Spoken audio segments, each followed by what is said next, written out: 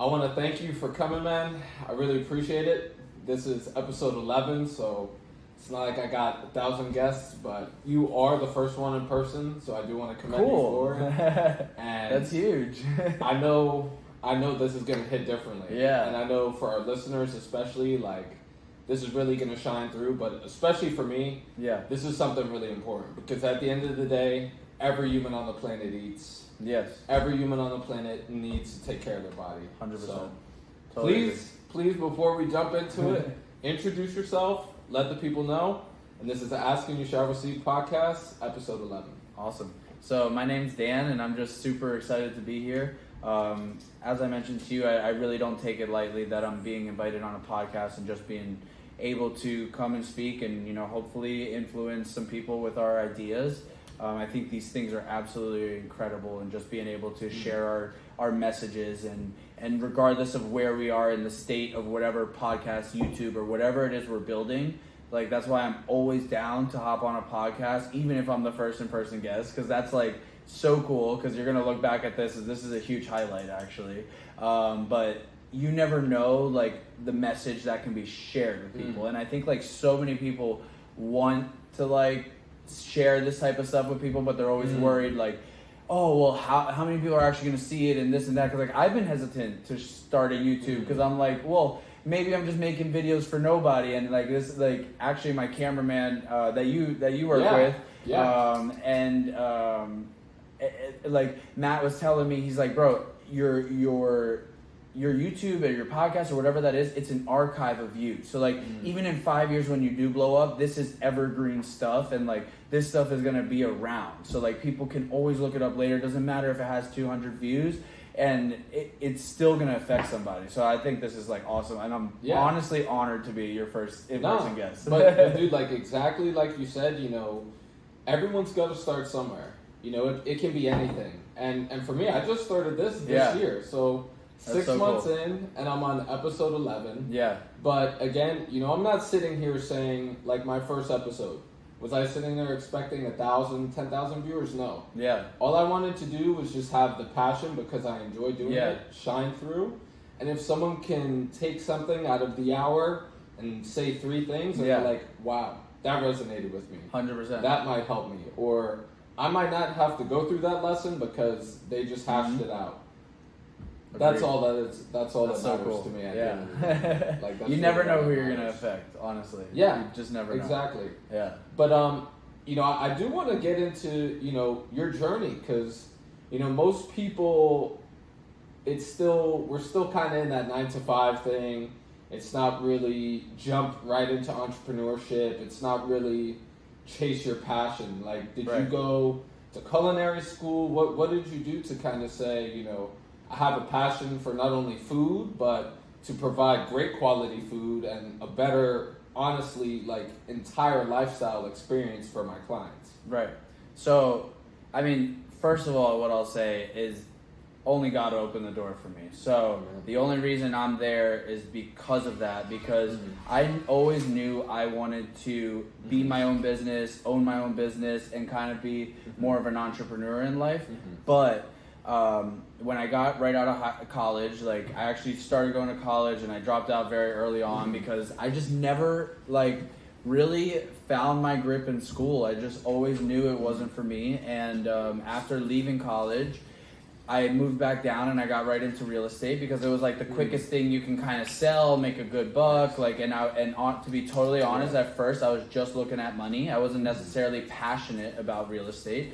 I wasn't necessarily passionate about what I was doing. But my mom was a realtor, and it was a very easy industry to hop into. I mean, you take a couple tests and you're there, and suddenly you're able to make $5,000 on a commission and up to 30 grand on a commission, So I thought that was very exciting. But this was like my first lesson of realizing when you're not doing something you love and when you're not doing something you're passionate about, it's just not going to go very far. And I was making cold calls and getting hung up on and just not loving what I was doing. And I was very, very frustrated in the industry.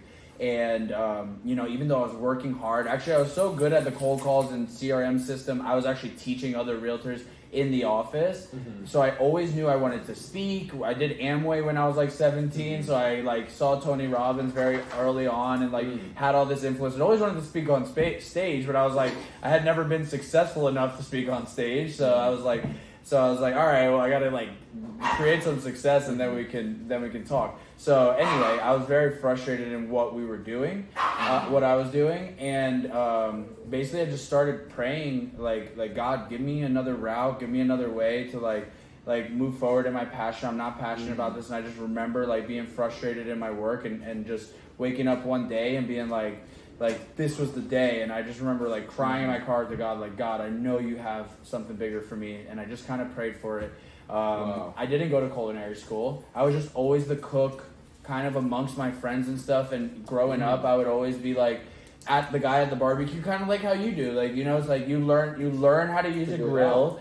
You kind of got good at it. Then like people would always be like, hey, we're having a barbecue, do you want to hop on the grill? And I always loved doing that, so I was like, it was never something that started as making money. Actually, I hated the restaurant industry because in college I worked a couple jobs like in burger places, and I always felt like I always had some like mean boss or something that I was like, dude, like I don't even want to be where you're at in life, and you're here bossing me around and treating me like trash, and like not even to like say anything, but it's like he doesn't have the life I have, you know. Like if I learned very early on, like if you followed home your boss, like would he have the life you have? Like would he have the wife, the house, the car, whatever that is? Not that that's the only thing that's important, but like if you looked at this guy like because you're trying to get there, so like if your manager is like struggling and not living a good life and he's working 80 hours a week, like what makes you think you're gonna like get there and feel happy? So very early on I was like, I don't want to cook. People were always like, hey, you should cook. I was like, I just don't see the money in it, blah blah blah, like you know, like I'm doing something. But then like God opens the door when the time's right. So at this point, I'm like frustrated with real estate. I'm cooking for my friends one night. It's a group of just me and my friend Nate and my other friend Mauricio, and I'm just like cooking out back just as you would here. And my friend Mauricio was just like, bro, like you got to share this with people somehow. You know what I mean? Like let's just create you a Yelp page. I'll create it right now. Like what do you want to call it? And I remember I'm like grilling, and I turn back. I'm like, let's call it Dinner with Dan. And like it just kind of like flowed, and that was like the precipice of it. And like it just the door opened from there. And then you know he made me the Yelp page. I get a call from Yelp. I'm making like no money at this time. I'm living with my parents. Like the guy sells me $150 worth of advertising. Basically promises me the world. He's like, dude, you can make $300 a barbecue. You're gonna make good money with this. And I'm like, bro, I have a couple phone pictures. I have no website. Like I don't see how this will be successful. And he's like, dude, don't worry. Like I promise you, this $150 is gonna get you like so many jobs. You don't need good pictures. You don't need reviews, because I'm like, all my friends reviewed on the site, but like, you know how Yelp is, it's like you need this credited of review, like some guy has to be a Yelper to review you, your friends and family can't, which is, I think is like kind of tough for a small business who's just trying to get off the ground. Like allow them to take reviews from their friends and family. Who else are you trying to start with? So anyway, I mentioned to him that like, that's just like not what I have, and he promises me the world. Anyway, $150 later, when I get 0 leads, I call him back. I'm like, bro, I have no more money. I got 0 leads. And he's like, but you don't have a website and your pictures are kind of trash, and like you kind of know what you signed up for, bro. Like I gotta go. And he clicks on me, and I'm like, no way. Like I just got scammed by Yelp. Like to this day, even as a thriving business, I will not deal with Yelp. They still call me to this day like, hey sir, can we get your business? I'm like, no, you'll never get it again. Like it doesn't matter. I don't care if I become a $1 billion company. Like I don't hold grudges, but this one I'm like, dude, I will never be on your site. Like take me off. Anyway, but I got one call. And it was from this company called Chef It. And basically they had like this pretty cool idea. It was like a personal chef service. And you like go online, almost like Uber Eats. And when you go online, you see Dan, American menu. You see Crystal, sushi chef.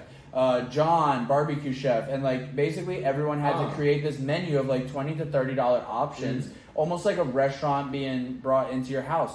And they called me and they were like, do you want to make a menu? Do you want to do this? Basically we pay 80%. and we keep 20 and we'll get you the jobs. I'm like, what do you mean? Of course. Like I'm doing nothing at night. I'm showing up to the office like at real estate, making some cold calls, getting no results. Wow. And actually my boss at the time was nice enough to like, she was paying me $200 a week just to like kind of be her assistant and help her with some clerical things, just so I could stay in the industry and like kind of move forward, you know. And luckily, you know, I was living at home with my parents, but they make okay money, and like they're like an upper middle class family, and they were able to support me. You know, I was lucky that like, you know, God blessed me with a family that like I had the time and the luxury to kind of like, you know, be able to do that. And that doesn't go unnoticed to me, because like had I been struggling to like make a buck and work 80 hours, could all these things have played out? Maybe not. But like I said, like God has the door, he has the plan. And like it was because I was in that situation, just being able to, I'll take a couple of jobs at night and make a couple $100 extra bucks. And after I did my first couple of jobs, it was like, oh, I'm pretty good at this. Like people were like amazed by the food. And then one night I got a last minute call from like another chef had canceled, and basically the guy had called me. And he's like, hey, they want crab cakes. Crab cakes was not on my menu. I've never made crab cakes before. I'm like, yeah, I'll make crab cakes. Like, of course I'll make crab cakes. Wow. Like, so I went and looked up a paleo recipe, because actually at the time I had just lost like 60 pounds, because I had always been kind of overweight after high school. I played football in high school like you did, and like and football was my life. So like when I tore my ACL 3 times throughout high school. I've had 5 surgeries total. So after I stopped playing football, still ate like an athlete, gained a bunch of weight through college, all that stuff. So I had lost a bunch of weight doing keto and like learning about nutrition. Like even when I was fit, I had never known about nutrition. Now I learned about keto and I knew how to cook. So I was just like, yo, I'm going to share this with everybody. So I made a paleo crab cake, and basically made it healthy, because even in my dinners now, like if I'm going to make a truffle mac and cheese, I'm going to use a gluten-free pasta and bring the truffle. It's just a nice oil. Do it with good seasonings. I'm not using this like trash box cheese or anything. I'm going to Whole Foods, like, what's the best cheese we can use? What's the best pasta we could use? Like, I'm going to use like kind of the best, the healthiest, the things that bring the most nutrition. And I brought that like to the table since I started. So I just did paleo crab cakes, and the lady's like, oh my God, these are one of the best crab cakes I've ever had in my life. And I'm like, good, because I wasn't going to tell you till you loved it that I've never made crab cakes before. So, and I was like, oh, and they're paleo and everything. She's like, oh my gosh, I'm paleo too. Like, do you do meal prep? Once again, didn't do meal prep. I was like, yes, I do meal prep. I learned actually from Richard Branson, kind of like podcasting early on. Like, you say yes to every opportunity and you worry about how later. Like, that's just been like kind of the biggest thing to my business. Like, if someone calls me and they're like, hey, can you come to New Jersey for a week and figure out how to cook for this and that? I'm like, yeah, I'll figure it out. Like, you know, like I'm going to give it my best option. And then once I take the job and sell it or whatever, I'll go and look up like, okay, how to be a personal chef for a week, you know? So anyway, they're like, do you do meal prep? And I was like, yeah, I do. Let's meet on Monday and we'll go over pricing and all that stuff. Spent the weekend researching, like, what would I make? What would I do? All that. And then, I sat with them, and they were the most incredible family, and they were like one of the most impactful people in my life, especially at that time, because this is what, like, the impact was small at the time. It's like here early in your podcasting career, it's like that first person to put you out there. You know what I mean? It's like, it's a big moment, like, and you almost remember those moments more. Like, you remember that first time you made $1,000, like more than the first time you made 100,000. Because the first time you make 1,000 as an entrepreneur, you're like, oh my gosh, like, I created this, I sold this, like, my business did this, and like, you just feel like it's like, wow, like I didn't go to a boss for this, like, God blessed me with it, and it's like, it's ours, you know what I mean? Like, I mean, of course God gave it to me, but like, it's like, it feels like, wow, this is this independent feeling of like, I got to create this, and they were hugely impactful for me, because it was like, at first I was just cooking in home, charging a couple $100, but she was kind of a big influencer in the Young Living community, which is like a a nice essential oil business with lots of like moms in Weston, and she shouted me out once on Facebook. Got like 12 calls from moms in Weston, and I just started cooking in people's house privately, and that was before COVID. So it was like, but then when COVID hit, it was like suddenly we went from in-home to like, no clients for a little. But then people started calling and they were like, hey, we still want meals. so can you deliver them? And I was like, yeah. And then like I started working in my own kitchen. This was like just me at the time. Now my wife is like a huge part of my business. Like she really helps me run the operations. She helps me in the kitchen. Like, wow. Like it's incredible. But at the time it was just me, and I was just like, I was like cooking for multiple people, and I'm like, wow, now I can make like the money I was making with her, I can make with her, him, and him all at the same time. Still keep it private. Still serve her paleo, him pescatarian, he's carnivore. Give everybody their wants, but since it's only 5 to 10 people, I can cook it all in my house. At the time I was cooking out of my house, like I can cook it all in my house, cook it all at once, and basically make 5 times the money in the same amount of time. So it was like, this was like, boom, like big moment. Dude, but like, you know, that's like the perfect example, because so many people, you know, in the business realm, they say, you know, you go to college, most people are business majors, and their professor, they look at their professor. Most professors have not run a successful company. Yeah. Most professors are probably 100%. not driving the car you want. Yeah. They're probably not living, you know, the aspirational lifestyles where you're like, I want to learn from him because he's taking care of his family how I want to, because he's living how I want to. But, you know, that little moment of, it wasn't even yourself. Your friends were like, dude, like, you have to get this out. Like, that is exactly what it's all about. To where it's, you know, a lot of people go with it the opposite intention of, you know, I'm going to put myself out there so I get the attention, so I get the followers, so I can get some clout. Where for you, it was kind of the opposite, where they're like, look, what you're doing is so good, like, you need to at least put this out somewhere.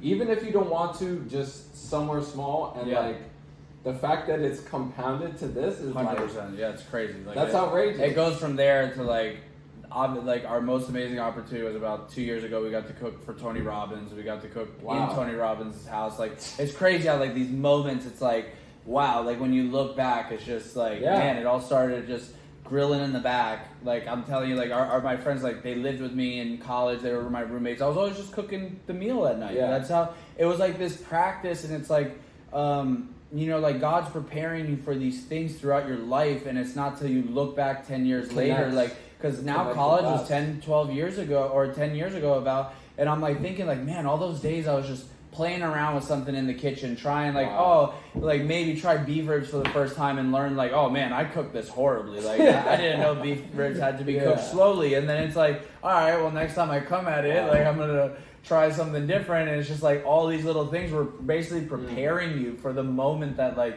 you're ready. And like a lot of times as entrepreneurs, we're so impatient to like get there. And I've been there in my business, but it's only later that you kind of realize like, man, all that patience paid off, because like I wasn't ready for this then. Like, and just like, you know, right now, like I don't have $100 million business because God's not ready. Like God knows I'm not ready for that. Like if I had all that, would I be able to handle that? Like I'm now just learning the lessons of this stage, you know what I mean? And it's like sometimes I'll have these moments like, oh, I want to move forward faster or whatever that is.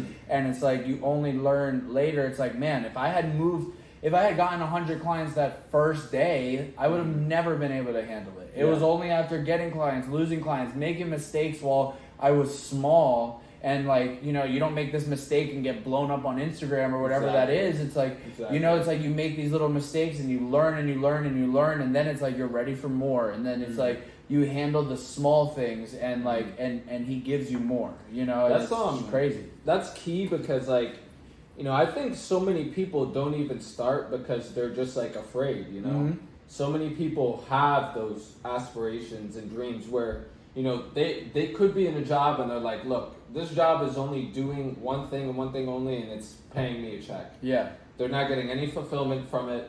They're not fulfilling their purpose doing it.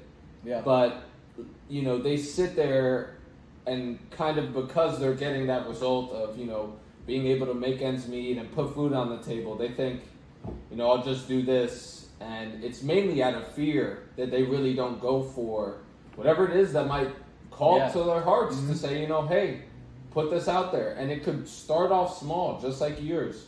You know, it can start off small, and before you know it, it builds into that. But like, I got to give you credit, man, because honestly, I think you have like a different mindset about it. A lot of people would go into this like fearful.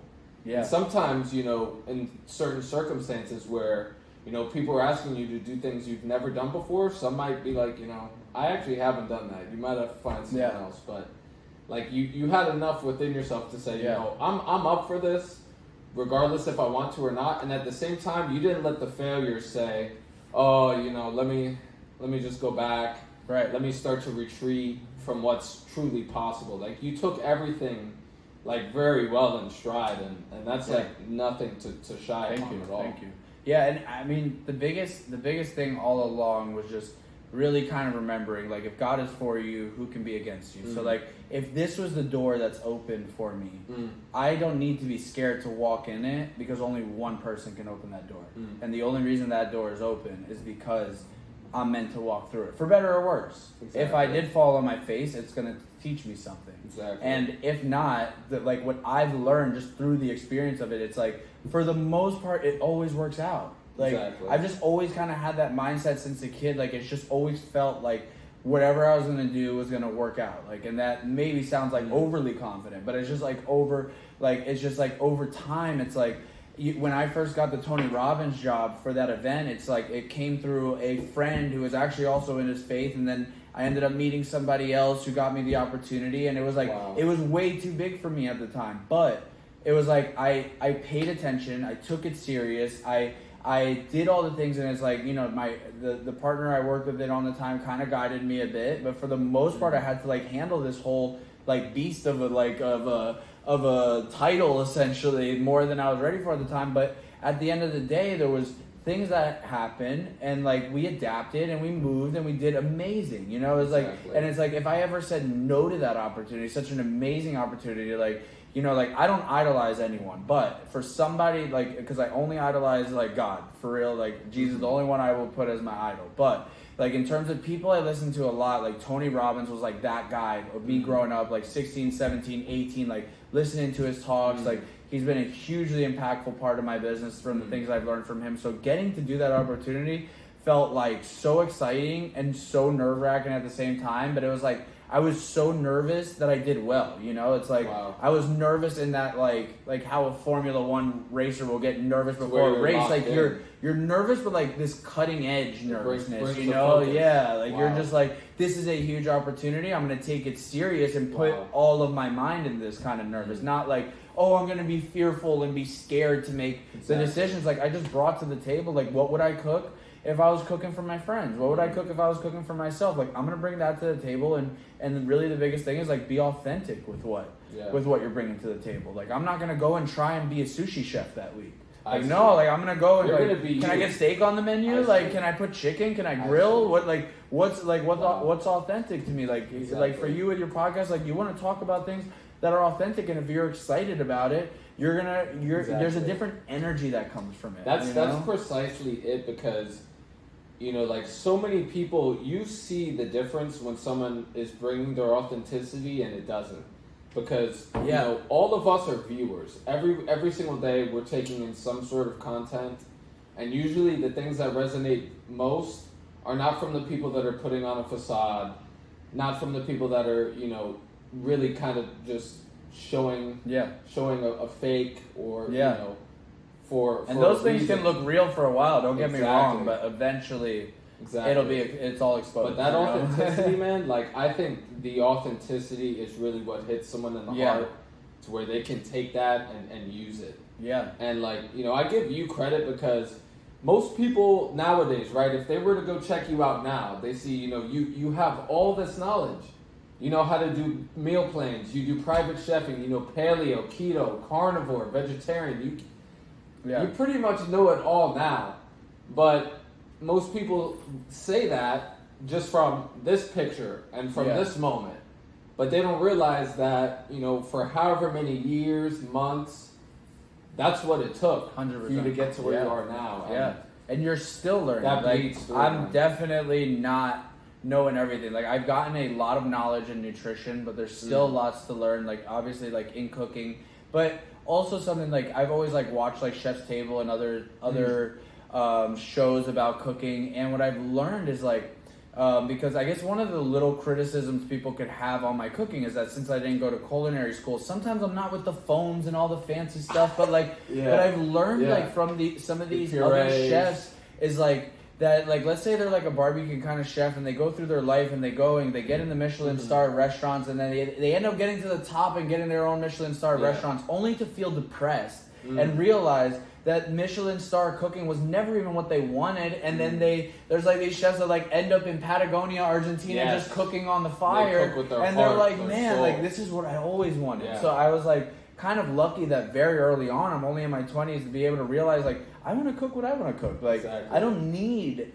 the approval of being this Michelin star chef. There's only one person's approval I need. Exactly. Like I don't have to be that. Exactly. So I learned more and more in that, but also like a big part of it is the nutrition, and the nutrition is like something that came to me because of my own struggles, because I grew up eating whatever. You know, my parents fed me well, but I always had like a second dinner, always snacked, like always was eating. And like the first time I learned about keto and was able to lose 50, 60 pounds, like that was huge for me. Like I was like, I can't believe I was able to do that.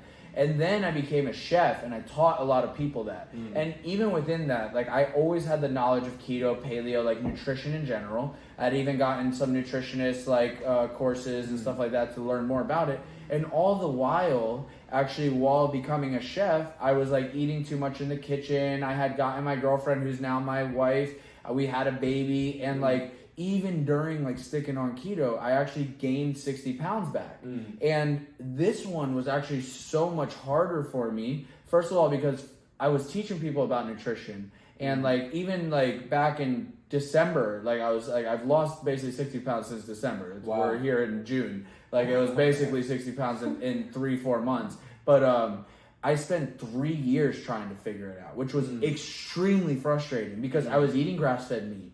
I was eating keto, but like, you know, like maybe eating too much cauli mash, tasting in the kitchen, like little things that were like making this huge difference. And I was like, I was racking my brain, like saying, okay, like maybe let me just stop dieting. Like, all right, let me reset my body. And I did all these different things for 2 to 3 years, like struggling. And I felt so, almost like that kind of imposter syndrome where I knew what it took to help somebody lose weight. But since I myself was overweight, I could almost feel that they were looking at me like, dude, I can't listen to you. Like, I know you make sense, but it's like the guy like telling you about money, like how you're gonna make $1 million, and he pulls up in a beat up with the bumper hanging off. Like, you don't want to judge him for that. Obviously, like there is no reason to judge that, but we're human, and you're thinking like, dude, I don't know, like, it sounds good, but, like, you know, at the end of the day, like, you're not embodying that. So I was like, dude, you didn't know, like, what I was going on behind the scenes. Like, I actually stopped doing as many stories, and, like, you know, I wasn't, like, lying to people that I had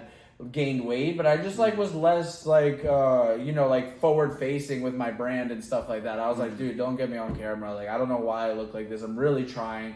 And then, you know, finally I figured it out, but, like, it took time, and it's like even after having achieved that, you know, falling back and then taking 2-3 years when you think it's like, you know, it's like imagine, you know, you finally make it to 6 figures and you take that step back to 50K, and now you're there 1 year, 2 years, 3 years, and you have that choice like, all right, am I gonna live in this, or am I gonna keep pounding away at what it actually takes? Because the lesson that when we finally like figured it out, that lesson was huge. And it taught me another lesson than the first journey did. Because the first journey was like, all right, eat high fat, fast, all that stuff, like, and boom, the weight melted off. This was like, okay, I need to go a bit deeper and actually figure out what I'm doing wrong here. So it's like, there's these challenges even after you've made it. It's not like it just ends, you know what I mean? Or not, I haven't made it, but like, you know, after you've made that first weight loss goal, or like, you know, there was more challenges even after I figured out the nutrition part of it, that it's like, okay, here's the next round of challenges. And like, now I know, because I always like kind of wondered, like in the nutrition industry, there's kind of this 5 to 10% of the crowd that just can't lose weight. Like there's people, like there's trainers, there's lots of people that like as soon as they try a strategy, it works. But there's always kind of this small group. Like my mom, for example, has tried a million ways. Not that she's like super overweight, but she's always tried to lose weight. And like a lot of these strategies never work. It's like keto or whatever diet, paleo, whatever that is. Yeah. It might work for like 90%, but there's this 10% on the outskirts of it that can't even get their questions answered. Wow. So like this kind of helped me like almost be like, what's missing in the industry that like people can't get their questions answered, because like it's easy for a lot of people. It's like, okay, stay consistent. And then there's the people that is like, they're eating 1,600 calories a day and not losing weight. And you're just like, mathematically, this doesn't make sense, you know? So it's like, how can we help those people? Because those are sometimes the people that need the most help. I love that thinking, because like, just like you said earlier, you know, it's almost like you almost went through that, so you now have this nugget and this key to give to other people, you know? Because it's really scary how things are in America today. Like, you know, the norm today is, you know, eat as much as you want, eat for convenience, eat for comfort. You know, a lot of people, especially in January, they want to start that weight loss journey. But they're really combated with, you know, oh, do this for 4 weeks, you're good for the rest of the year. Quick fix. Do this, exactly. And, you know, it's a journey for everybody, because you need to figure out, you know, kind of things like your body type. You know, also at the same time, you want to enjoy what you're eating. You don't want to just eat kale, you know, every day. 100%. But like, I really like that you went through that, and especially, you know, kind of it adds to your arsenal as a chef and doing the meal plans, because, you know, you could almost have almost any kind of individual, or an individual in that 10% where, you know, most meal plans might not work for them. But through your experience, you can really formulate something that is not only good for their tastes, but actually works at the same time. 100%. And like, you know, I give you credit for that mindset, dude, because like, you're using all these things to your advantage, and you're just adding it to your bag, and at the same time you're using that to disperse out to, you know, whoever you're being called to. If they're here for a meal plan, or if they're here for private chef, like anything. And that's exactly like how it's done, man. And regardless of any industry. And the best thing is, like, I think the biggest shift in the industry that needs to be understood is like, healthy eating does not have to be boring.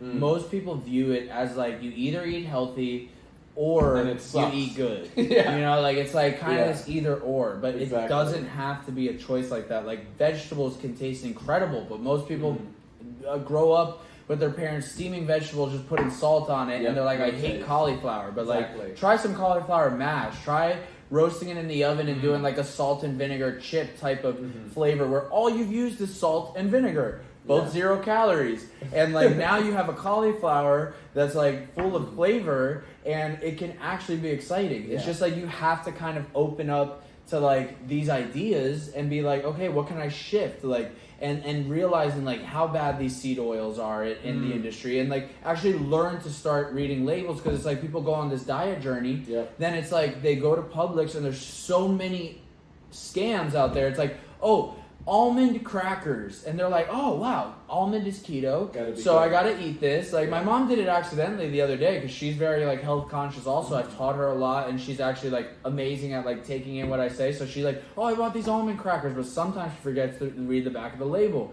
So I was like, all right, let me read the label. I'm kind of like a little food Nazi when it comes to this, and like, I look at this, I'm like, Mom, the first ingredient is rice starch. The second is potato starch. The third is sunflower oil. And the fourth is almond. Like, so out of this like whole ingredient list, because they're in order, it has more rice, more potato, and more sunflower than it does almond. Wow. But they're gonna call it an almond cracker because it has some almond. It's like when people call a meat grass-fed, because it only has to eat grass-fed once in its life to call it grass-fed. What you're looking for is 100% grass-fed and finished, which means it's only eating grass from the time it was born to the time it was slaughtered. Yeah, exactly. So but that's what it's about. Yeah, it's like, huge. And it's so scary, because a lot of people get led, like you said, you know, they'll go down that path like, oh, you know, I'm finally going to have a chance to turn my life around. Like, I'm going to start eating right. And they do these things, and it's kind of a letdown for them, because they finally took the action, and then they don't see the results, and they're it's like, hard. Well, really, I tried, you know, I guess it's not for me. And then they kind of just 100%. Go back and never try again. and it's sad because I hate to say it, but I think that's how they want things to be. You know? Yeah. I've been there so many times. It's crazy. It's crazy, the feeling, because you're like, why am I sacrificing and not actually getting the benefits? And it's like, people who are lean their whole life can never understand the feeling of being overweight and like struggling to lose it, trying to lose it. Let's say saying no that couple of times to your mom's birthday party cake, and then like a couple weeks later you're like, I have no progress. And the feeling of like, I'm doing what I can, and maybe you're making a mistake here or there, but like, it's like the feeling of it, of like, to ourselves we rationalize it as like, I'm doing this and it's not working, and it's like the feeling of that is like a helpless feeling. So it's like, it's something that's very hard to like understand, and it's something that when you do overcome, like, it's always worth it. I mean, it's crazy because there is a way. It's just like you have to keep like banging down that wall, and some people have to knock longer than others, and that's in business, that's in weight loss, that's in everything. You have people who the day they start their business, they have 12 clients calling and they make $1 million their first year. But what I try and tell people is like, everyone's journey, everyone's destination is different. So it's like, sometimes you're reading someone else's book and they're in the 20th chapter and you're comparing it to your first. But also some people have that amazing first chapter, but you never know that chapter 20, it all falls apart. And where you struggled to make it, when you create it, it has the roots. You know what I mean? And you never know how that's going to go. So it's hard to like compare yourself to these other stories. It's like, some people have to knock longer, and that's in everything, man. Like everything. And you know, I do want to ask that because, you know, you've had all these ups and downs where you either figured it out, you failed forward, and you use all that to help you now. And I know you're doing a lot with, you know, finding the right farms, especially today too, because I'm sure there's plenty of farms out there that might be able to get, you know, certain labels to look healthy, but they might actually not be practicing healthy, if that makes sense.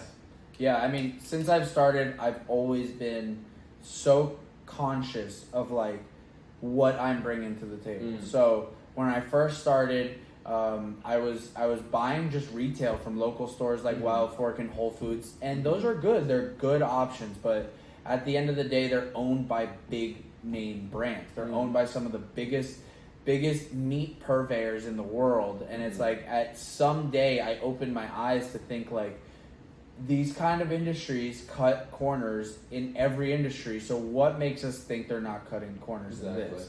And they create amazing products, but when you're the biggest company in this industry and you're supplying millions and millions and millions of cows, how are you making sure that each one of those cows is living an amazing life? You have to do something to be able to produce that amount. So I've always just kind of been looking and searching, and even more so like praying that the right purveyors and stuff come to me. And I've for a while like found some people in Florida and stuff, and reached out, and this company came down and I got meat from this, and then they fell away, and finally one day, this was actually pretty recent, a guy named Jake had reached out to me on Instagram, and he's now a good friend of mine, and he basically was actually just DMing me for a couple months, and I wasn't really taking him serious, honestly. Like, he was like, I gotta show you this bison, but like, I never thought about it as like, I'm gonna be part of this. I was just like, yeah, bro, like, I'll try your bison, like, no problem. Like, I mean, I get bison from the local store, but I'd love to try your bison. Like, let's try it.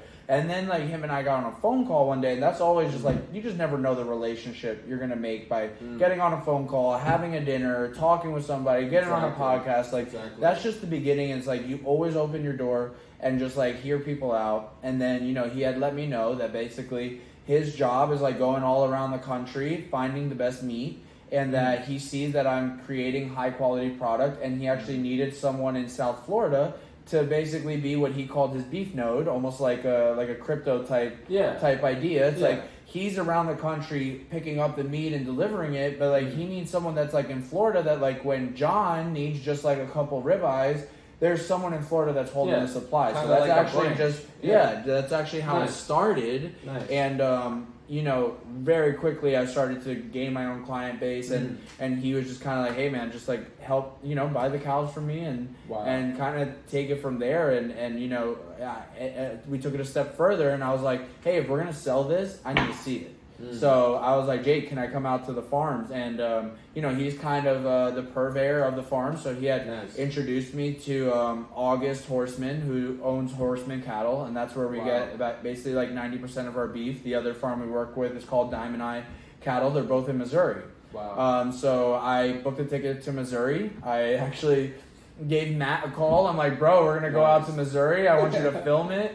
And I brought my dad because he wanted to go, and we all just went out to Missouri and went and toured the farms, and actually spent like 2 amazing days on the farms, figuring out about what regenerative farming is, why is it better than grass-fed. Regenerative farming is just like an absolute another level than grass-fed. And these are 100% grass-fed, grass-finished cows, but the big thing is like there's more land, more diverse nutrients in the land because they're not overgrazing the land. Because you might have a grass-fed, grass-finished cow, right? But let's say this is like one pasture, okay?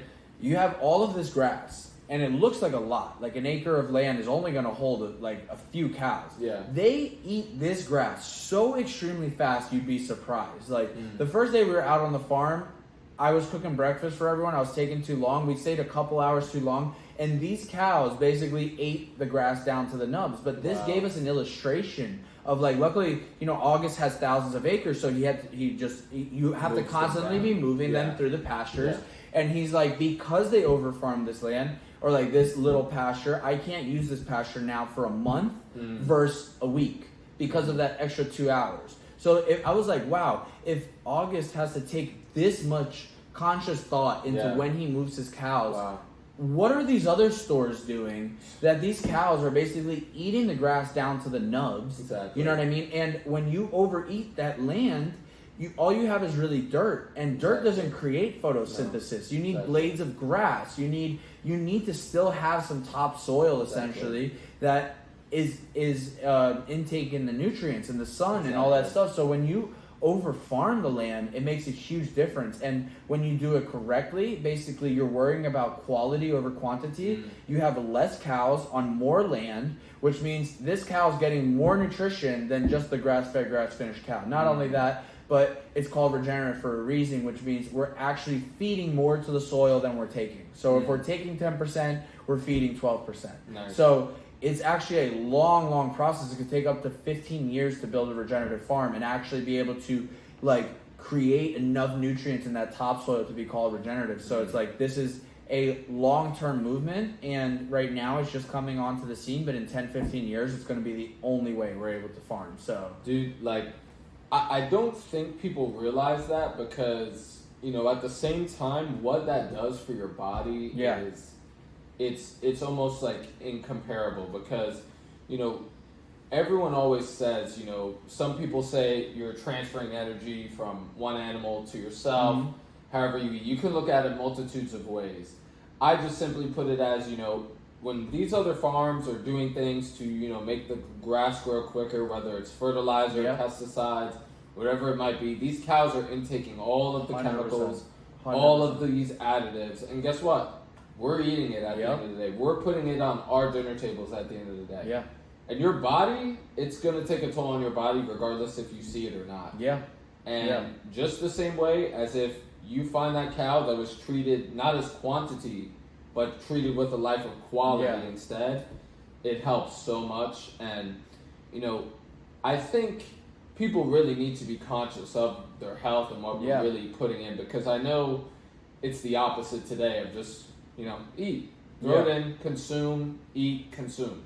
And it's that mindset. But when you kind of stop for a second and actually ask these questions like you're doing yourself, you know, you get a lot of revelation, honestly, when you stop and ask.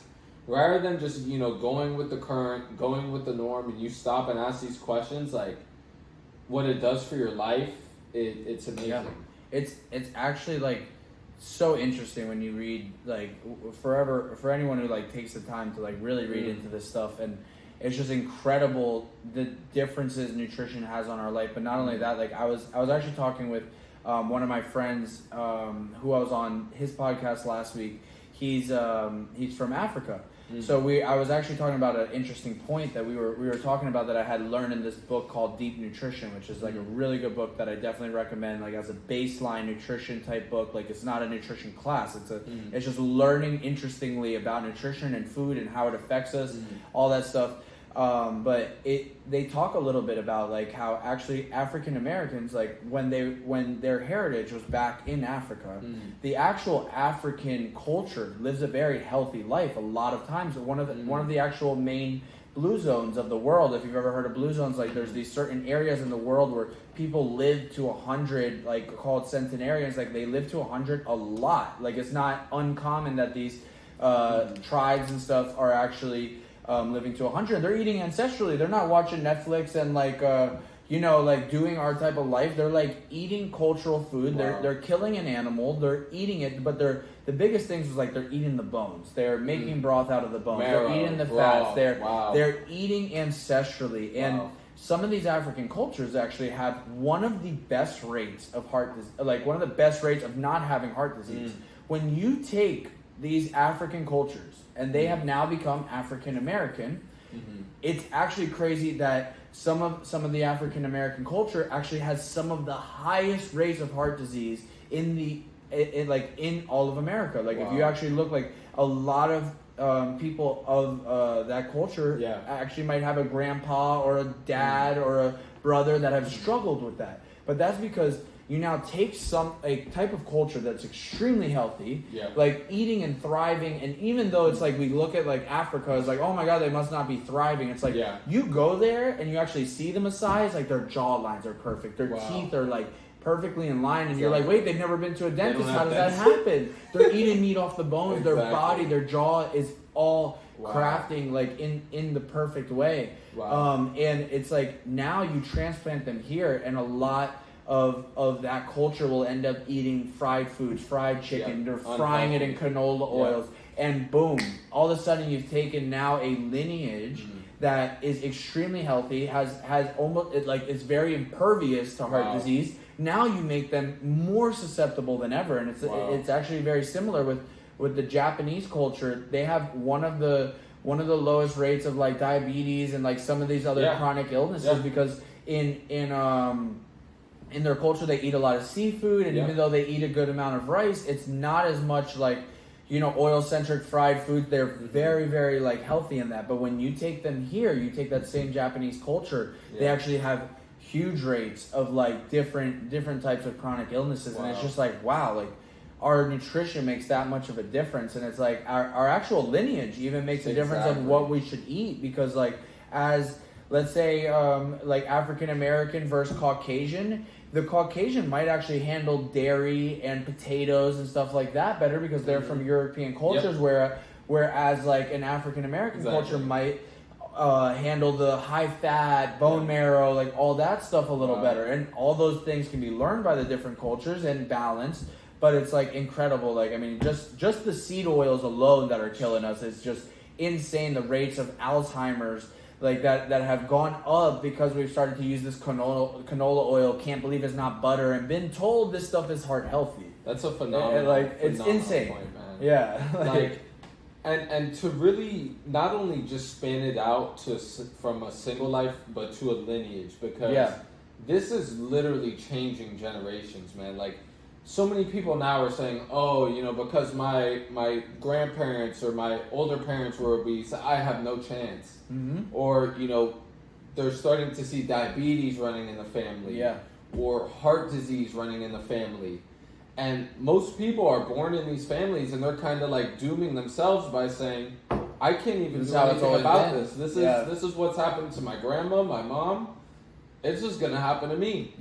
And it really is in the diet. It's really in the diet. And, I've read articles about the kids. When you have kids, they're just picking up on what you eat. I've figured out my diet, of course, later on in life on my own. But prior to that, my only reference was who? My parent. So when we only have that reference of the parent and whatever their diet is, there's really not much to change unless we ask those questions. Mm-hmm. But like, I give you credit for diving into all of this, because I'm sure it helps your clients out so much. Yeah. And I'm sure you've heard the feedback from them. Like, I'm sure they tell you there's a huge difference in the taste, the way they feel, their energy levels, and I'm sure it makes a huge impact. Yeah, we had one client actually that he started on our meal prep a couple years back, and he was on all types of different diabetes medications. Wow. And after about like 3 months of being on our meal prep, his doctors were actually like, dude, we have to take you off these medications, all but like one pretty much. Like he was on like several, and he like calls me a couple months later like, dude, like they've taken me off all of my medications except for one, because my blood sugar was actually stabilizing so well that these pills essentially were making it too low. Like my body has started to learn how to stabilize itself, and it's like, it's not that it's almost completely healable, but it's really like almost controllable with the right types of diets, with knowledge, with actually making changes in the diet. And it's like the things that can be done through that is just absolutely incredible. Dude, like that's so precise, because that's the main thing right now is like, I think it's at least like 65% of Americans are on some sort of medication or pill. And even when it comes to, like we spoke of it earlier, Alzheimer's and ADD and things like that, like they're doing studies now with kids in school, and their attention span is completely different compared to when they're eating something that's, fully, completely processed food, compared to having something that actually has nutrients and protein. And it makes a difference in our kids when it's crucial time for them to learn. Yeah. And we're expecting them to pay attention on processed foods with no actual, value to their body, and we're expecting them to run properly. Yeah. And it's terrifying. It's impossible. I mean, it's crazy that the body can adapt as well as it does. Yeah. Because since knowing about nutrition, I'm literally very surprised that some people, like, eating the way they do, like, their body functions. Because I'm just like, where does it gain, like, the energy from? I mean, it's just, it's incredible. I mean, it's actually, the body's so incredible that it can take this. It's like, I've seen people who are pregnant eat like just gummy worms all day, and like somehow the body's able to like pull enough nutrients from their body. Of course there's a cost, but like is able to pull enough nutrients from their body to like grow and birth a baby. Like it's absolutely insane. And I mean, obviously the difference of like when you actually feed it the proper things is totally different, but it's like the fact that the body's even able to exist, and it's like people operate at this like 20% level. Yeah. And they gain that as a norm. And then they just see it as normal. So it's like eating fried chicken and like all this unhealthy stuff feels normal because they're used to their body aching. They're used to their knee being swollen. They're used to like not being able to, low then they eat well. And like I tell people, like once you eat well, it's like you can't go back because your body learns like, oh my gosh, like we should be living like this. Like I can run, like my swelling went away. My back doesn't hurt.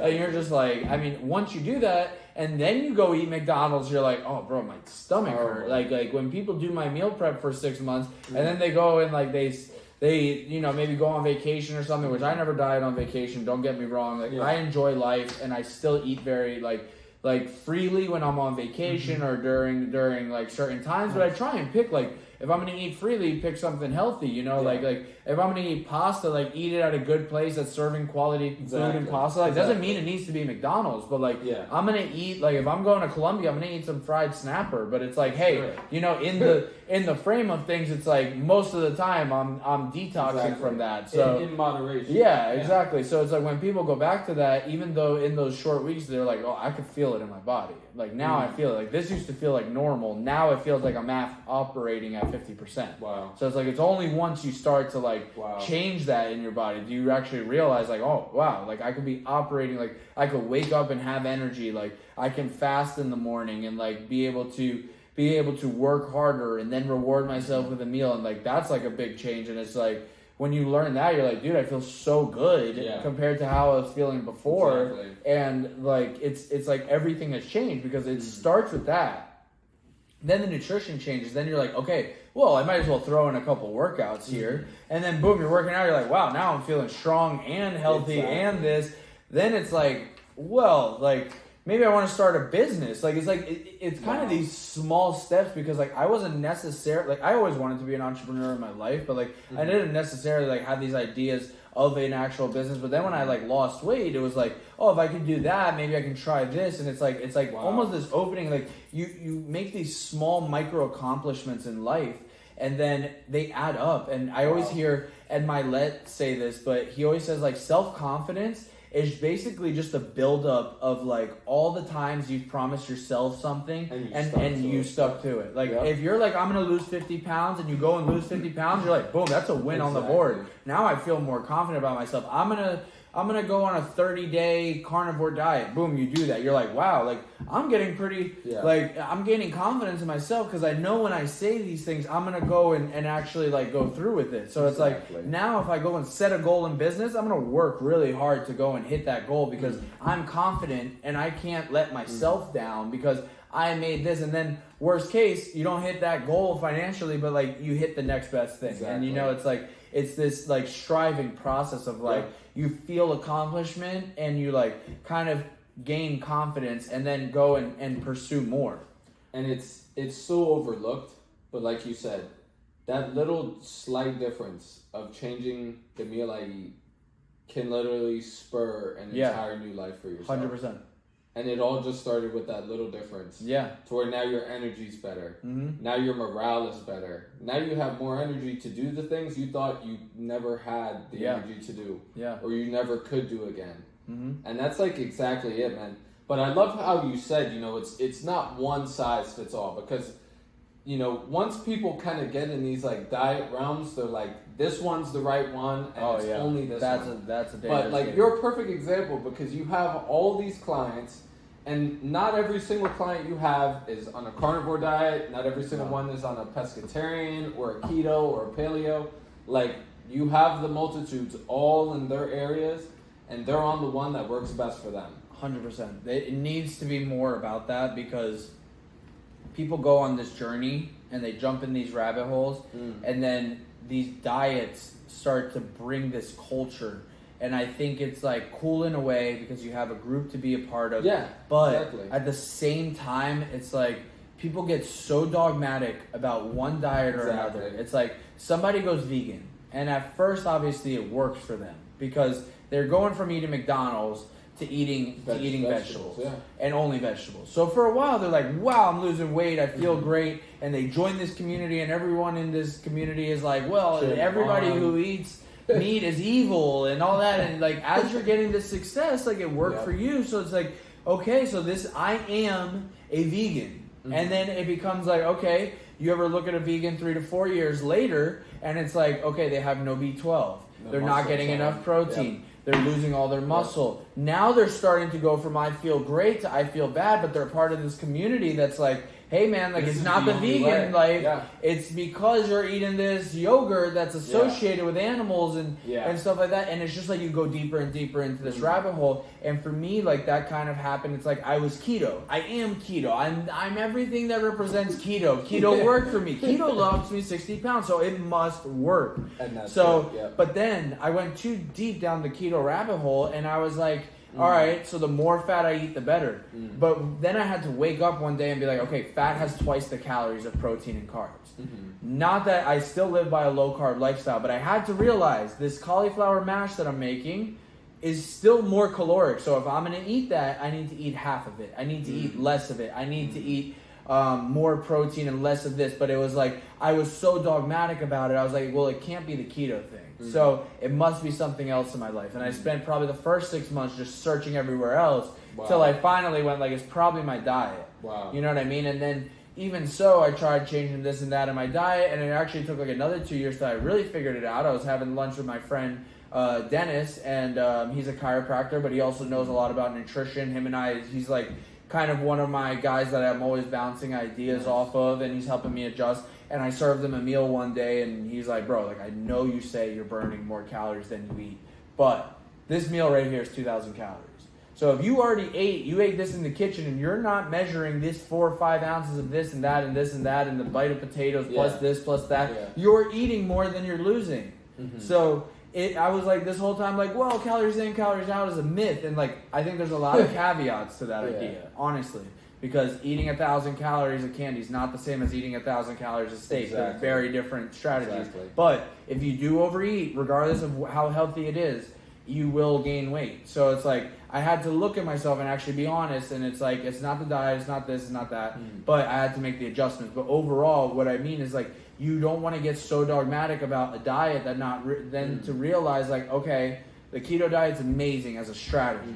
But then when you go too deep in it too long, it may backfire on you because you get too much like, okay, well, I can have unlimited cheese and I can do this. You can't have unlimited cheese. And like, you have to be willing to adjust your ideas as you go along and learn and not be like, hey, this worked then. Doesn't mean it's going to work now. Like the vegan diet, let's say, was your opening to realizing that McDonald's bad, vegetables good. Now you're missing B12 and you're missing like many other nutrients that help you live a healthy life. You feel worse than ever, but now you have to admit like, okay, I'm not feeling the best. So now let's take the vegetables, let's add some meat. I have so many friends that like were vegan before and like have now transitioned to like eating meat along with their vegetables, and like now I've taken the next step and I feel better than I ever did before. So it's like, it's this constant progression of not feeling too proud of any one thing to like be able to adjust, like being able to adjust. Like not getting too high on that totem pole to where you're kind of looking down and shaming. And just because it worked before doesn't mean it works now. Like the only thing that's evergreen is Jesus. Like that's the only thing that's gonna be there yesterday, be there today, and be there tomorrow. Other than that, everything can change. That's like, exactly it. Everything can change. Everyone doesn't have that mindset, and that's probably the problem. And that's where so many people go through things in life, and I'm guilty of it myself, where when you're not embracing that change, that's the issue. And it's the same thing in diets. So many people, they get so adamant to it because it lost them that first 15 pounds they've ever lost, or that they finally shed it off that they've been dying to, and they're like, that's it. That's all there is to it. And it's so far from that. But like, dude, I love this conversation because so many people think of like cooking or meal prepping or having a private chef as anything but this. They think, it's putting it in bowls, you have your portions, you eat the same thing every single day. And I love this conversation because we've literally talked about everything but that. And, so many people kind of shy themselves away from it because they think that's what it is. They think, oh, the meal planning, it's just this. I don't want to do that to myself. That sounds terrible. But meanwhile, we're sitting here and, you have these great clients. They're giving you feedback. That feedback helps you. And it only allows you to serve people even better. And, like, honestly, I love what you're doing because you're taking every journey, every mission, every failure, every example, every client, and you're adding it to it, and you're giving it back to the world. So every time someone new comes to you, you have all this value because of everything you've been through, all the past clients, and it helps so much. Not only for yourself, but for everyone you come across, dude. And that's like so priceless to do. Thank you. Yeah, absolutely. I mean, it's only through experience that we can learn. I mean, I've failed with many people. I've made it work for many people, and it's like each little person kind of adds something to your journey, and it really is incredible. And it really doesn't have to be boring. That's the biggest idea that I really try and transmit to people is like, it can be an exciting life, like to eat healthy. I mean, you can eat ribeye with Brussels sprouts and put the balsamic glaze on it and melt and roast some bacon on top of it, and like, boom, you got a keto meal. Like, okay, so now it's like, all right, just balance that with this and do this, and like you can have your shake and a protein shake like after the workout, and that can be delicious. It's like there's like multiple things through your day that can really be enjoyable, and it doesn't have to be like, oh, it's just chicken breast and green beans every single day. And that's what I try and offer people, because as I mentioned to you, there's 1,000,001 meal preps out there. They're $15 a meal.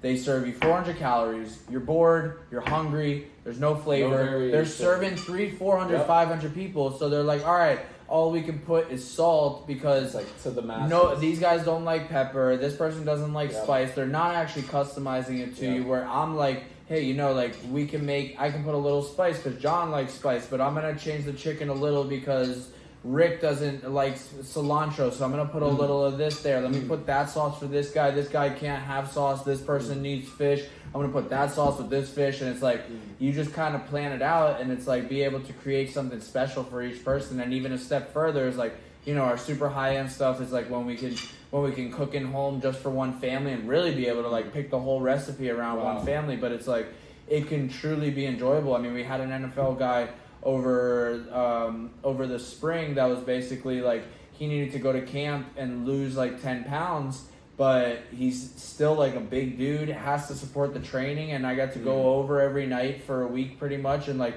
basically help him eat things like you know, steak and Brussels as opposed to potatoes, but make it tasty enough that he was actually excited about sitting down for dinner every day.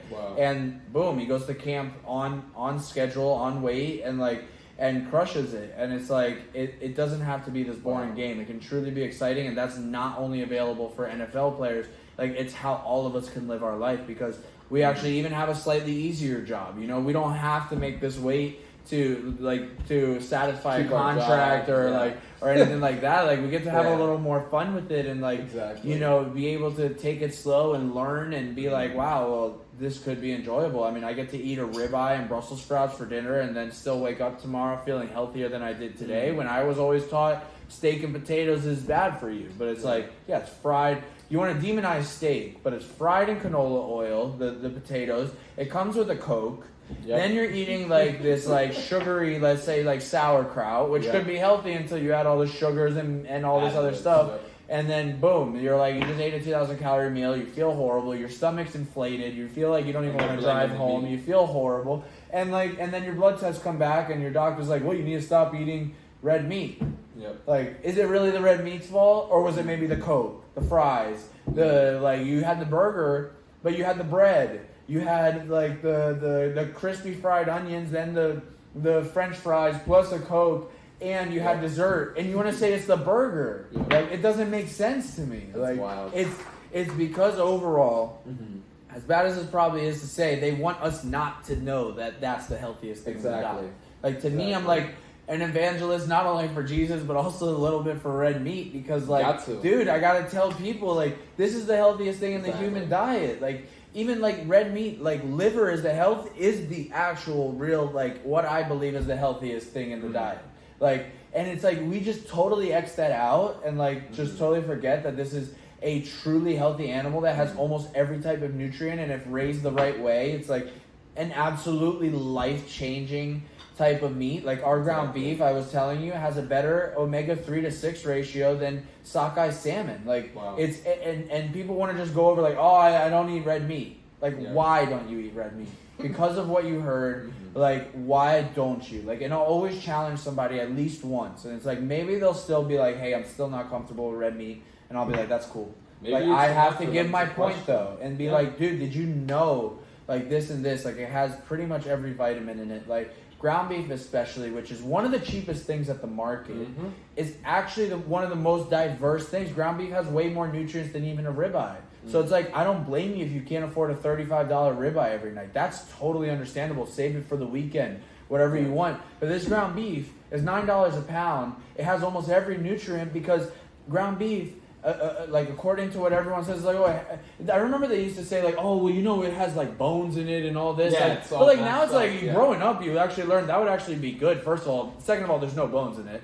Third of all, like this actually does have every part of the cow, so that's actually a good thing, because you're taking the nutrients from the ribeye, you're taking the nutrients from the brisket, you're taking the nutrients from the leg, from the heart, from this. Like, we have an ancestral blend that has liver, kidney, heart, and all the other parts of the ground beef. It's like, in this burger, you're eating every part of this cow, and taking in every nutrient from a cow that lived its life specifically to feed you amazing nutrients. And you're going to be like, all I want to eat is broccoli. Which is from Whole Foods even. It's farmed from China, brought over, and given to you. Like, I love the veggies, don't get me wrong, but they're for flavor to me.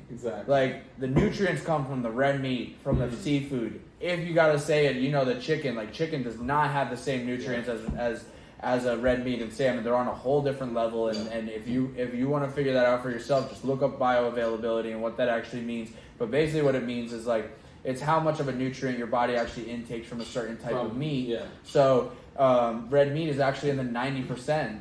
So when you take in 100 grams of protein, you're really getting, like, let's say about 90 grams, where seafood is somewhere in the 80s, 87%. So boom, now you just took 100 grams of protein from salmon, and you're really getting like 87. But vegetables can be as low as 40 and 30%. So when somebody is like, hey, I had 60 grams of pea protein, maybe you had 12 to 15 grams of pea protein, and you're wondering why your body doesn't have enough protein. And it's like, wow, this is like huge.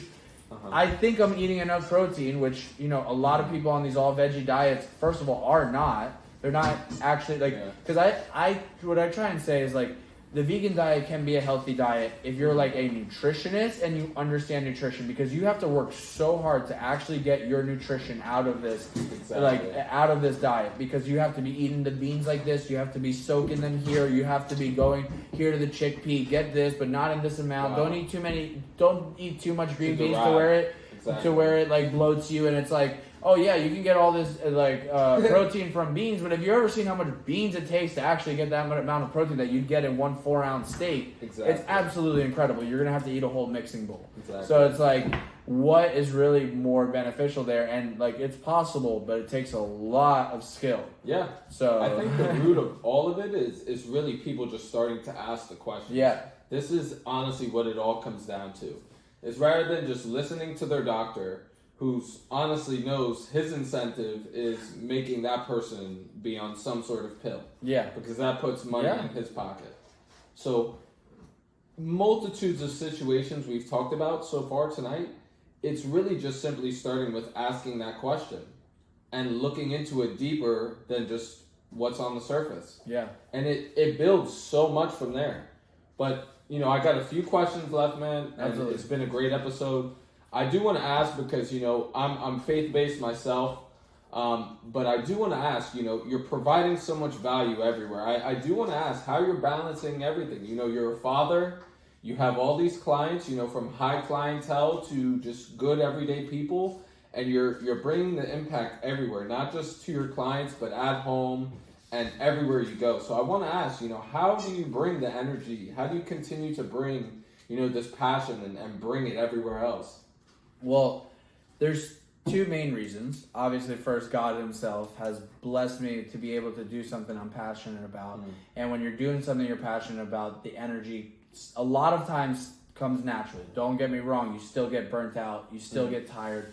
Second of all, my wife has been an absolute pillar of my entire business. She has helped me all along the way. When we first had our baby, we were working from home. She was taking care of the baby while helping me in the kitchen. Wow. It was like, it even took me, to be totally honest, it even took me about 6 months to really come into my way, maybe even a year to really come into my way as a father. Because when I first had the baby, I thought the best way to be a father is financially and focusing on the job. And I was present, but not as present as I should be.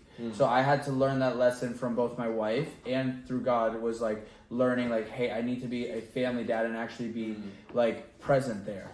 And since then, obviously she's been such an impactful part of my life and being able to grow all that. But at the end of the day, I also realized that money means nothing compared to the moments that I have with my family. Wow. So I base my schedule around being able to be with my family. And I am extremely blessed, by God to be able to do that. It's like our meal prep, we only meal prep Sundays, Mondays, Wednesday, and Thursday. So it's like we have every Tuesday, Friday, Saturday off, unless we're doing a private dinner, which is like not every weekend. So it's like, for the most part, we have 3 days off of work. Like our son, he is in daycare, but he's in part-time daycare, which means like we pick him up at 3 p.m. We have 2 days out of the week that he doesn't have daycare. So he only has daycare 3 days a week. So someone has to stay home with him on those days. So Thursdays, I'll stay home with my son and my wife will go to work. The next Thursday, my wife will stay home. I'll go to work. And it's like this kind of trade-off of like, we've built a beautiful marriage because like, we are so together, you know what I mean? And it's like this teamwork type of thing where like, she picks up when I get burnt out, and I pick up where she gets burnt out. And she's been so like such a super woman of like being able to handle a kid and help me build my business, because there came a day where I was like, and this was before we had our son, like she was working in retail, she wasn't loving what she was doing, and I told her like, hey, my business is growing, let's burn the boats. After doing a Tony Robbins seminar, let's burn the boats and let's take this serious, let's go and grow this.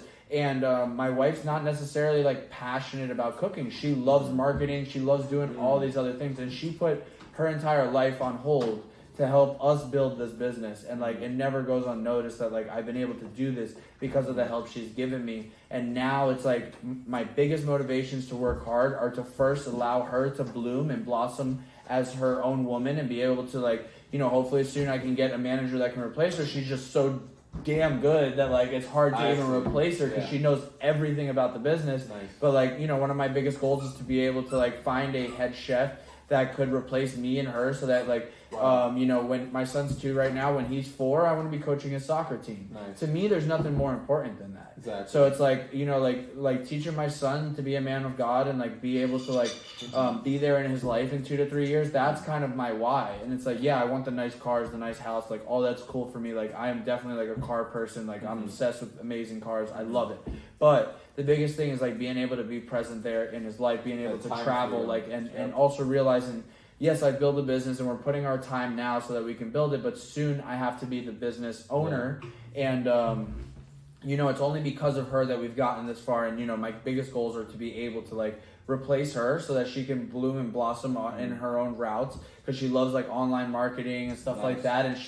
And you know, when I first met her, she was never into like those things. And like since meeting her, I've watched her like get into Tony Robbins and Russell Brunson and all these other people. And now she's like, now she'll come to me like, I read this book and you should do this, and this. And she's like, I'm like, wow, like it's so crazy how far we've come, you know? And it's like, it's all by the blessing of God and just being able to like keep him central.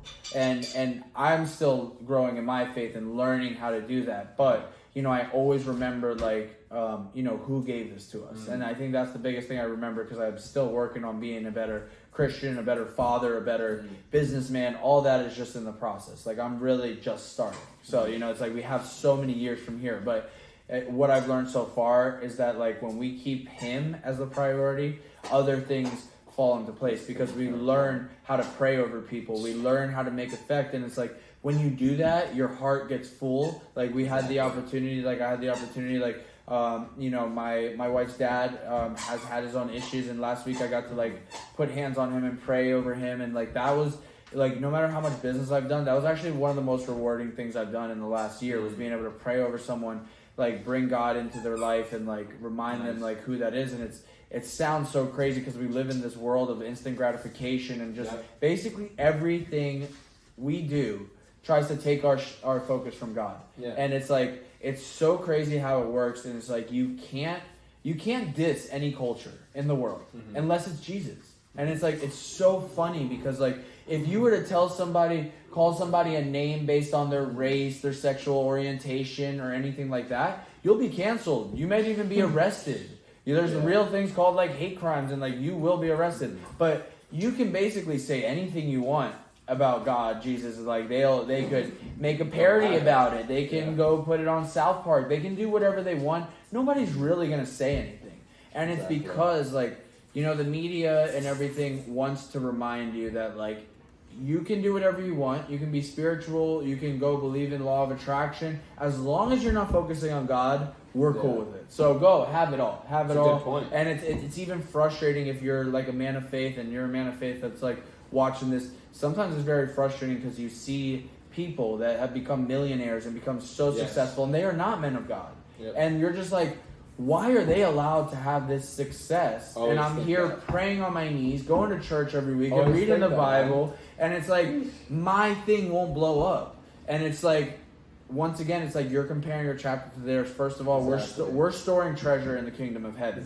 So our treasure in heaven is being built. But second of all, I know that when my business is built, I've already built the roots. You have the right foundation. Because when you're not building it with God, you might have $1 million today, but it can be gone tomorrow. Yep. And it's always so surprising how that happens, and you don't see it till it happens. Then you go and learn, like, oh my God, this millionaire was actually a Ponzi scheme, and he was screwing everybody. And it's like I've been even screwed by people who pretend to be of God and like have stolen money from me and like sold me an Amazon store, which is like the worst regret of my entire life. So like, don't even get me started with that. But it's crazy that like, you know, like all these things. It's like we believe in like, oh, this guy's doing so well, but it's like you know that eventually it will all be revealed. And like when you're doing things right, you're building the roots, you're building a solid foundation. So when the recession, when the hurricane or whatever comes, it could be anything. Your house is going to stand strong. And I also remember, even if I go through financial failure and everything blows up, I have my family, I have my wife, I have my parents. Like, I am so blessed to have all those things. So it's like, you have to keep that central. It's like, you have to focus day to day. It can be for your good in the future. Exactly. It can end up being something great. And it's like, you're not losing everything if you still have what matters most, because there's people out there with $1 billion that wish they still had their wife, that wish they still had their son, that wish they still had someone in their life that was still there next to them. And it's like, you can't forget that that's true riches. Exactly, man. Dude, I love that, because those are like probably the 3 easiest points, but they're so overlooked. It's having that foundation, you know. Also, when you trust in him, like you said, you know, everything else falls in place. And I've had that experience myself, where you try and just take things on your own, you don't give it to him, and you try and figure it out, and it just ends up in shambles one way or another. Mm-hmm. You can always, you know, do this, do that, but at the end of the day, when you give it to him, that's when it happens. Yeah, 100%. And you get such a different sense of peace and calm. Like, it's priceless, man. I got one last one for you, and I want to thank you for coming on, because I've learned a lot myself about food, nutrition, and just everything as well. But please let people know where they can find you. And also, for the last question, man, in terms of just leaving your mark here, you know, whenever your time is up, what is it that you really want to leave as your final mark, to where, you know, it can shine through whether you're here or not? Okay, so you guys can find me at The Dinner with Dan. On Instagram, that's probably where I'm the most active. So you can reach out in the DMs and just kind of shoot me a message, whether it's to get meal prep, buy the best meats on the planet, or you know, just to get in touch and connect with me. So, you know, I'm not huge, I'm not too big to talk with people. So like I'm still at the point where, you know, I love connecting with people. I love, you know, getting on a podcast and just connecting with new people and having dinners and being able to network. So, you know, I'm very open to pretty much, you know, teaching and learning. So The Dinner with Dan, I am coming out with a YouTube soon, and being able to like hopefully create a documentary at the farm we just visited. We did some filming. So a lot of big things will be coming, but definitely right now, Instagram is the best way to reach out. And you'll see, you know, for everything from my family life to recipes, and we're going to be providing a lot of free value for everyone buying our meats. We're going to be giving away our recipes for free. So that's going to be huge. Now, in terms of what I want to leave in this world, is really like, I just pray to God that I can be more of a man of God. Mm-hmm. I want to show mainly my family and bring them to be a family of God, and the legacy comes to the family. Mm-hmm. You know, whether that's you know, leaving our grandchildren with enough money to survive off of, and most importantly, showing them that we were people of faith, and that this family means something, family was important, and that these lessons get passed to my son, and my son gets passed to his son, and it goes on, and just, you know, I don't necessarily need to be the hero of my family, but I want people to like look at it 3 generations later, like, wow, you know, Danny Gomez, like Raul Gomez is, like, it's like Dan changed this family lineage. Mm-hmm. And like, I come from a great family lineage, and a lot of other families, people from their family don't, but we can either be the change, or we can even increase what our lineage has given us. And I actually learned this idea from like Ben Greenfield. He talks a lot about it. Like, they created like a family crest, and they have family prayers every day, and it's really like, that's just so amazing to me. You know, it's just be able to like step outside from like what the world is, and like really concentrate on what matters, and that's God, that's our family. And like regardless of what my future family goes through, that they remember like the shining North Star is God, and the second is family, and being able to provide stuff for others that helps people, and everything else will be figured out from there, because it's not just riches, though I do want to leave them tons of wealth so they don't have to worry, but they also have to work. And you know, a lot of times like people who make money lose it in the second generation. So if we don't pass down the right traditions along with the right work ethic and the central focus of being about God, it's all for nothing, because it will all fall away. Man, thanks so much. Yes. Quick disclaimer, man, you will get hungry when you check out the IG page.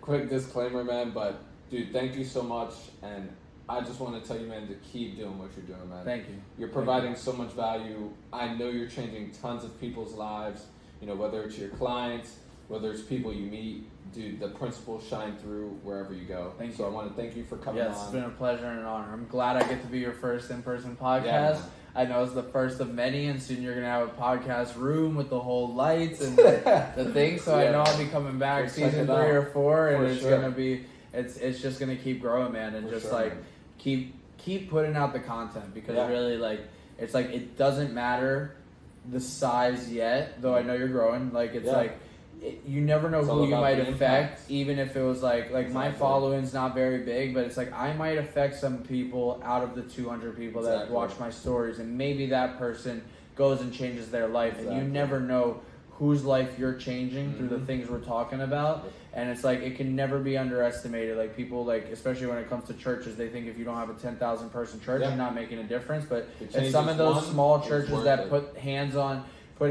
people and pray over them, that's sometimes what makes the biggest difference. And it's like, people always want to talk about the glory of being big, but it's not necessarily about that. It's about the quality of what you put out and the love you put out, and actually the difference you're making in people's lives.